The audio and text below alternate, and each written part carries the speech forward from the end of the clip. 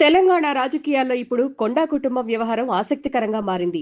CM Revanth రెడ్డిపై తాను చేసిన వ్యాఖ్యలపై కొండా సుష్మితా పటేల్ స్పష్టత ఇచ్చారు. అవి పూర్తిగా తన వ్యక్తిగత అభిప్రాయాలని, తన తల్లి మంత్రి కొండా సురేఖకు వాటితో ఎలాంటి సంబంధం లేదని తేల్చి చెప్పారు.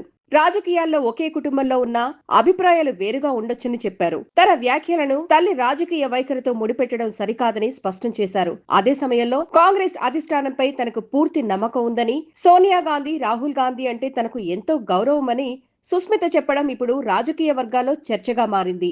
ఇక కూతురి వ్యాఖ్యలతో తనకు సంబంధం లేదంటూ మంత్రి కొండా సురేఖ కూడా క్రమశిక్షణా కమిటీ ఇచ్చిన వివరణలో స్పష్టం చేశారు. టీపీసీసీ క్రమశిక్షణా కమిటీ జారీ చేసిన నోటీసుకు మంత్రి గురువారం లేఖ ద్వారా సమాధానమిచ్చారు. పార్టీ న్యాయకత్వంపై తనకు పూర్తి గౌరవం ఉందని, క్రమశిక్షణ నియమాలను తను గౌరవిస్తానని తెలిపారు. అయితే తన కుమార్తె వ్యక్తిగతంగా చేసిన వ్యాఖ్యలకు తనను బాధ్యురాలిగా చేయడం సమంజసం కాదని వాదించారు. కుటుంబ బంధం ఉందన్న కారణంతో ఒకరి మాటలకు మరొకరు రాజకీయ బాధ్యత వహించాల్సిన అవసరం లేదని పేర్కొన్నారు. అంటే కూతురు తన మాట తనదేనంటోంది, తల్లి కూడా అదే మాట చెబుతోంది. అంతేకాదు ఆగస్టు 19న తన జన్మదిన వేడుకల్లో భాగంగా గీసుకొండలో జరిగిన కార్యక్రమానికి సుస్మిత హాజరయ్యారని సురేఖ వివరించారు. అక్కడ ఆమె చేసిన వ్యాఖ్యలు కూడా పూర్తిగా వ్యక్తిగతమైనవేనని స్పష్టం చేశారు. తనకు కాంగ్రెస్ పార్టీపై, అధిష్టానంపై పూర్తి విశ్వాసం ఉందని చెబుతూనే తనపై జారీ చేసిన క్రమశిక్షణ నోటీసులను ఉపసంహరించుకోవాలని కమిటీని కోరారు.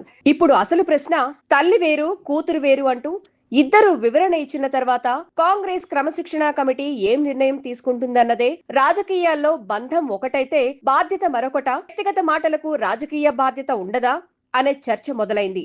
మొత్తానికి తల్లి ఎలా, కూతురు ఇలా, మాకేం సంబంధం లేదన్నట్టుగా వచ్చిన ఈ సమాధానాలు తెలంగాణ రాజకీయాల్లో ఆసక్తికరంగా మారాయి.